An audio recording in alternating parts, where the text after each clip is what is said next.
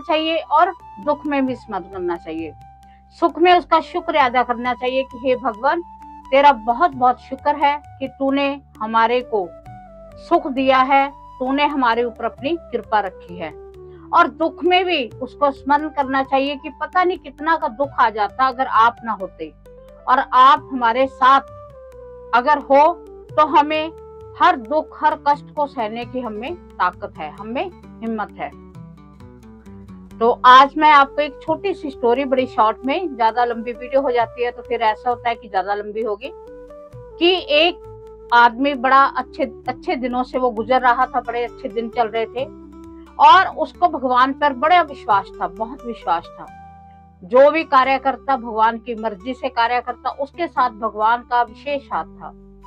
तो क्या हुआ कि उस पर बुरा वक्त आ गया, क्योंकि अगर सूरज चढ़ता है तो दिन भी छिपता है, दिन अगर चढ़ गया तो छिपना भी जरूरी है। बुरा वक्त आ गया तो सभी रिश्तेदारों ने, सभी ने उसका साथ छोड़ दिया। बड़ा परेशान हुआ, अपने मंदिर में बैठा रोने लगा कि हे भगवान, मेरे साथ ऐसा क्यों हुआ, मेरे साथ ऐसा क्यों है। अब आप ही मेरा सहारा हो, मेरा सहारा बनो और मेरा सारा दुख है वो दूर करो। तो उसका कष्ट थोड़ा ज्यादा बड़ा था।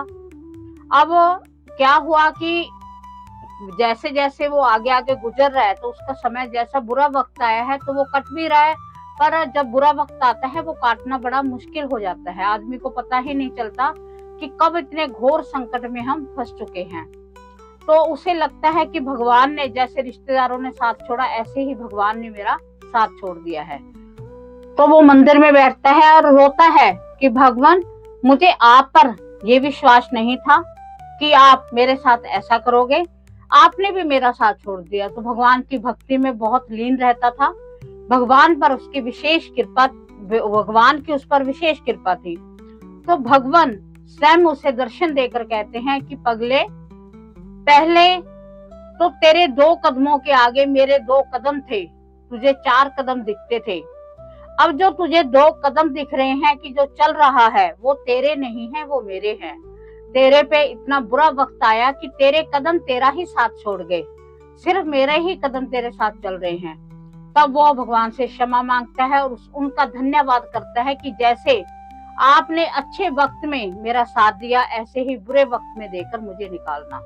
तो आज जो वीडियो है वो इसी विषय पर है कि भगवान का हमें साथ चाहिए। किसी पर भी कोई बुरा वक्त आ गया है या किसी का कोई कार्य नहीं बनना, जो भी कलर के वस्त्र पहने, अपने मंदिर में गंगा जल वगैरह छिड़क के भगवान श्री राम का पूरा परिवार, क्या आप एक चौकी पर उनको विराजमान करें, नीचे आप रेड कलर का कपड़ा बिछाएं और उसके ऊपर भगवान श्री राम को, माँ सीता का जो प्रारूप होता है जिसमें लक्ष्मण और वीर हनुमान होते हैं, उनको विराजमान करें और वहीं पर आपने हनुमान जी को विराजमान करना है। और उनको करके फिर आपने एक देसी घी का दीपक जो जगाना है, पहले साइड में रख लेना, वो काम आपने बाद में करना है। आपने हाथ में गंगा जल, थोड़ा सा आम सिंपल जल लेकर आपने संकल्प करना है कि हे वीर हनुमान, पहले भगवान श्री राम का नाम लेना है। गणपति जी के पहले आपने आराधना करनी है, भगवान श्री राम का नाम लेकर आपने उनसे प्रार्थना करनी है कि मेरा ये कार्य अटका हुआ है, आप मेरे कार्य को सफल करें। मैं आपकी 8 दिन की पूजा शुरू कर रहा हूँ या कर रही हूँ, आप मेरे कार्य को निर्विघ्न संपूर्ण करें। आप ऐसे करके उसके जल को छोड़ दें। उसके बाद में आपने एक भोज पत्थर ले दीपक रख लेना है, दीपक आपने जगा लेना है और वहीं पर बैठकर आपने 11 पाठ वीर हनुमान के करने हैं और उसके साथ आपने राम स्तुति करनी है उसके बाद में। और उसके बाद आपने भगवान श्री राम की आरती और हनुमान जी की आरती करनी है। उसी दिन आपने भोग लगाना है चूरमे का। उसके बाद में आपने अपना जो भी कार्य है वो कार्य करते जाना। आपके मन में होना चाहिए कि आपका कार्य वो संपूर्ण हो जाएगा। इन दिनों में आपने विशेष ध्यान रखना है, ब्रह्मचर्य का पालन करना है और घर में कोई लहसुन प्याज, नॉन वेज तो बहुत बड़ी बात है, लहसुन प्याज भी आपने नहीं खाने, मीठी बानी बोलनी है, लड़ना झगड़ना नहीं है। ऐसा हो सकता है कि आपका कार्य में जो विघ्न है, हो सकता है आपका क्रोध आए या कुछ हो, तो उसका आपने कोई पहले ही भगवान को प्रार्थना कर देनी है कि मेरी जो भी 8 दिन की पूजा है उसे आप मेरे बड़े निर्विघ्न होकर इसे पूरा करें मेरा। ठीक है। उसके बाद में आपने 8 दिन भोजपत्र वही रखना है, दीपक रोज नया जगाना है और वैसे ही आपने रोज के रोज आपने पाठ करने हैं। 8वें दिन आपने क्या करना है, जो आपका एक मैं बात बताना भूल गई, जो पटले पर आप विराजमान करोगे वहां पर एक आपने कलश भी रखना है।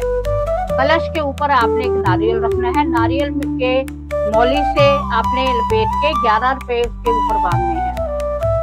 जो आपका लास्ट वाला 8वां दिन आएगा, उस दिन अगला मतलब मंगलवार आएगा, उस दिन आपने जो भोज पत्थर है सारा वैसे आप पाठ पूजा करके भोज पत्थर को आप नारियल के ऊपर लिखे हुए साइड को ऊपर कर दें और फिर आपने कलावा 11 बार लपेटना है और ये प्रार्थना करनी है कि आपका वो कार्य सफल हो जाए। वैसे तो इन 8 दिनों में आपका वो कार्य हो भी जाएगा, अगर नहीं तो भी आपने वो प्रार्थना करनी है।